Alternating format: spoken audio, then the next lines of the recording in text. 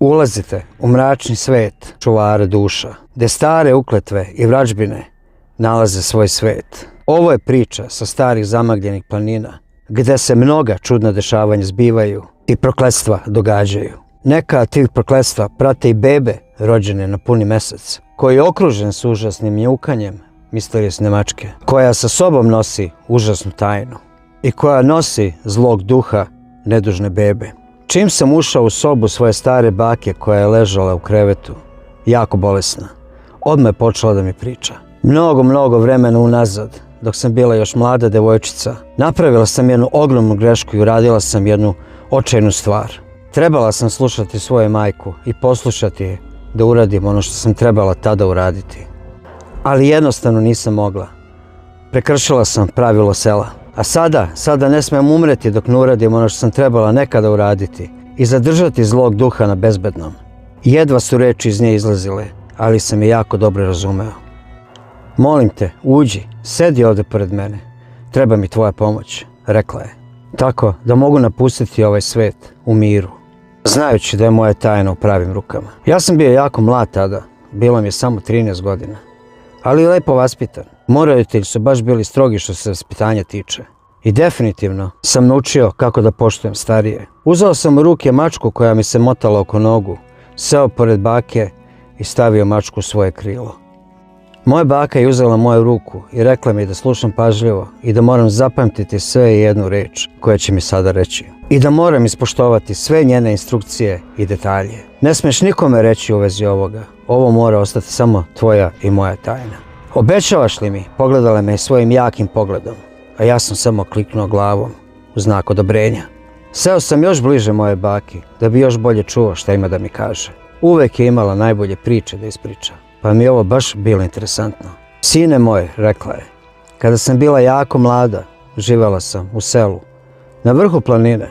U to vreme doktor nije bio blizu, sve smo radili sami, sve što smo mogli. Kao što su bile male povrede, bolesti, kao što su i sve bebe bile rođene u našim kućama. U to vreme svako selo je imalo neke svoje priče i ljudi su se bojali vražbina. Bojali smo se zlih duhova, veštica, vampira, vukodlaka, drekavaca, karakondžula i ko zna još čega svega. U našem selu svega smo se toga bojali. Između svega toga mi smo se bojali i zlih duhova i pojedinih vražbina. Jedno od tih verovanja je bilo, ako se beba rodi na pun mesec, ako čuješ nepoznatu mačku da jako mjauče, da je okrenuta prema mesecu i nakon tog mjaukanja pokušava da uđe u kuću, kroz prozor, kroz vrata, bilo kako. Legenda kaže da beba u sebi nosi zlog duha. Verovala se kad beba poraste da ima toliko zla u sebi, da može samo sa jednim pogledom ubiti kravu, ovcu, konja, psa, mačku, nije bitno, bilo koju životinju. Takve misli su bile očajne za nas koji živimo na selima. Bojali smo se svega toga. Bojali smo se da beba ne poraste i stvarno jednim pogledom, samo oči u oči sa životinjom da je može usmrtiti. Te životinje su naš život, naša hrana, naša toplina. Kako se to zaustavlja? Kako se beba može spasiti? Kako se taj zli duh može isterati iz bebe? Imao sam 1000 pitanja. Prvo što moramo uraditi, nakon što se beba rodila, sa prvim jutarnjim sunčanim zracima, moramo otvoriti vrata ili prozor i pustiti mačku da uđe. Ako mačka uđe, poliže bebinu ruku, znači da je ta mačka upravo uzela tog zlog duha na sebe. A ako mačka ne želi da uđe i samo mjauče i gleda u bebu i onda pobegne, to znači da je taj zli duh toliko jak da ga ni mačka ne može preuzeti na sebe. Ta mačka će pobeći i više se nikad neće vratiti. To me baš zainteresovalo što je baka pričala. Nisam mogao da sačekam da mi još kaže. Budi strpljiv, dete moje. Najstrašnije tek dolazi. Stegao sam mačku za sebe i još više sam se približio baki da slučajno ne propustim ni jednu reč. Te noći bio je pun mesec i naša trudna komšinica je trebala da rodi bebu. To je bio prvi put da budem sa starijim ženama kad se beba rađa. Moja majka me povela sa sobom da naučim kako se to radi, jer neko mora nastaviti tradiciju. Svi su bili uzbuđeni oko rađanja nove bebe. Sve žene iz komšiluka su se skupile da pomognu. Pripremili su i peškire, i toplu vodu, i ćebiće, sve što je potrebno da beba dođe na ovaj svet. U svom tom našem komešanju i pripremanju svi smo se samo ukočili, jer smo čuli mačku kako mjauče. Svi smo se okrenuli i pogledali u prozor, vidjeli pun mesec i mačku kako gleda u mesec i mjauče. Mjauče mjaukom koji ja do tada nikad nisam čula. Svi smo se samo između sebe pogledali, niko nije reči rekao i svi smo počeli da se molimo Bogu. Molili smo se Bogu da se ništa loše ne dogodi i da mačka jednostavno ode. Ali mačka nije odlazila. Čak se krenula prema nama i mjaukala gledajući kroz prozor. Beba dolazi, neko je rekao. I svi smo skočili da pomognemo. Prelepa beba se rodila.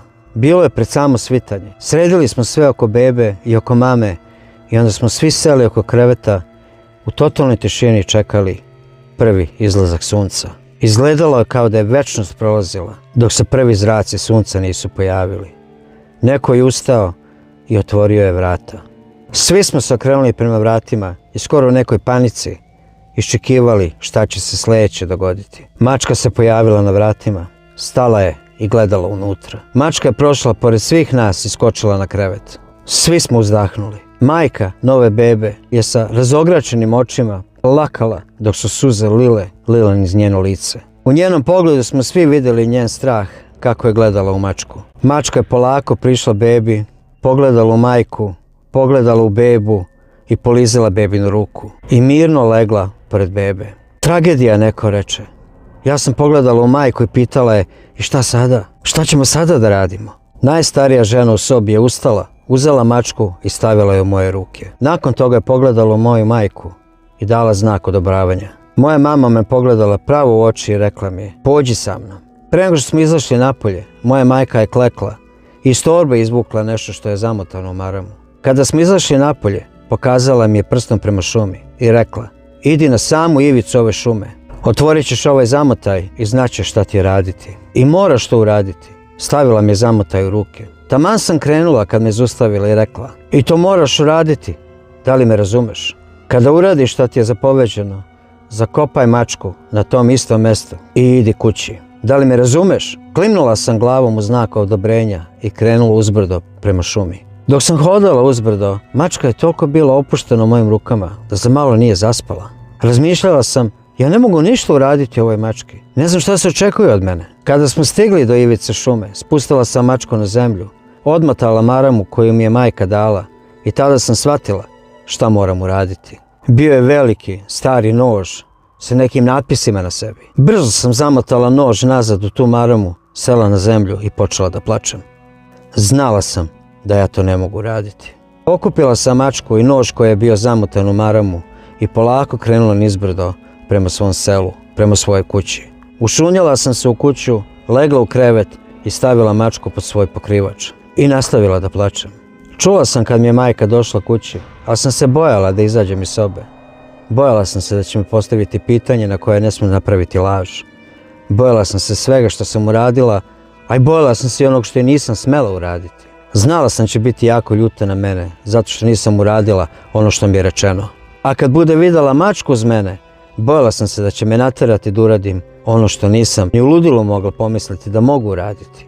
Prošlo je mnogo sati kad je moja majka otvorila vrata da me pozove da ručamo. Kad je otvorila vrata i vidjela mene da sedim sa mačkom na krevetu, vrisnula je. Šta si to uradila? Zašto nisi uradila ono što sam ti rekla da uradiš? Urlala je na mene. Zašto? Zašto? Nemoj da si mrdnula iz sobe, rekla i zalupila vrata iza sebe. Mnogi su se reči izmenjali u kuhinji, ali kad je moj otac rekao mojoj majci da je prošlo podne, tad je moja majka, užasnuta, stala da vrišti koliko je plakala. Tada je moja baka polako otvorila vrata od sobe. Sela je pored mene na krevet i rekla mi je reči koje nikada neću zaboraviti. Moje drago dete, napravila si ogromnu grešku. Sada moraš živjeti s ovim do kraja svog života. Šta trebam da uradim da napravim bolje? Šta trebam da uradim da popravim sve ovo? Molim te, reci mi, pomozi mi bako. Kroz moje suze sam ovo sve izgovarala. Ti i mačka morate napustiti selo. I morate otići što dalje. Što dalje to bolje za sve nas ovdje u selu. I nikada se više ovdje ne smiješ vratiti. Razumeš li me? Rekla je sa suzama u njenim očima. Ali zašto, bako? Molim te, reci mi zašto? Bojala sam se svega. Meni je bilo samo 15 godina. Nisam znala ni za kakav život nego ovaj život u selu.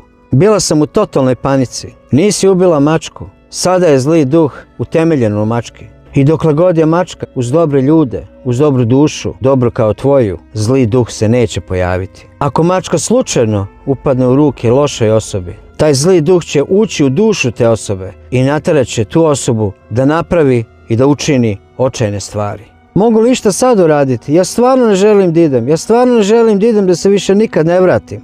Molila sam baku da mi pomogne. Nežno me je pogledala u moje oči i rekla: sad je previše kasno. Prošlo je podne. Prošlo je 12 sati. Ako sada išta uradimo toj mački, zli duh će otići u bebu. Beba može i umreti. Jesi li spremna da to nosiš na duši? Pitala me moja baka. Kroz suze sam joj rekla ne. Odmori se, napustit ćeš selo u sumrak. Niko ne sme znati da si otišla i da nisi uradila ono što ti je rečeno. I evo me sada, moje drago dete, pričala mi je. Sada sam na smrtnoj postelji i moram te pitati da preuzmeš ovo od mene. Ovu tajnu i mačku sa zlim duhom. Pitam tebe jer znam da si jako dobra duša i znam da ću tebe biti pošten i odličan čovjek. Moje vreme ističe i stvarno mi treba tvoja pomoć. Nasmijao sam se, rekao: da bako, da, hoću. Jednostavno nisam mogao ni verovati baki baš sve što je rekla. Nisam mogao verovati da je jedna ista mačka stara preko 70 godina. Jel to se sve dogodilo kad je ona bila mlada? Jesi li siguran? Pitala me. Naravno da jesam. Biće odlično, biće zabavno.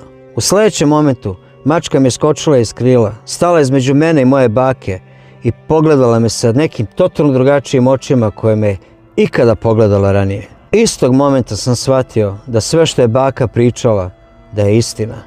Hteo sam odmah da se pokajem.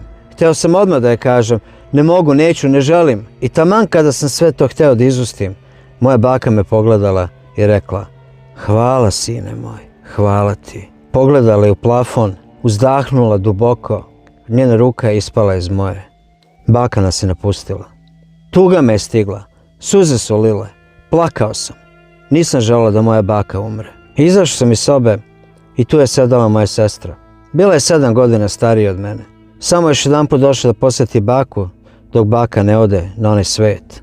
Moja sestra je već živjela i radila u drugom gradu. Njen život je bio tamo. Plakala je i mačka je sedala u njenom krilu.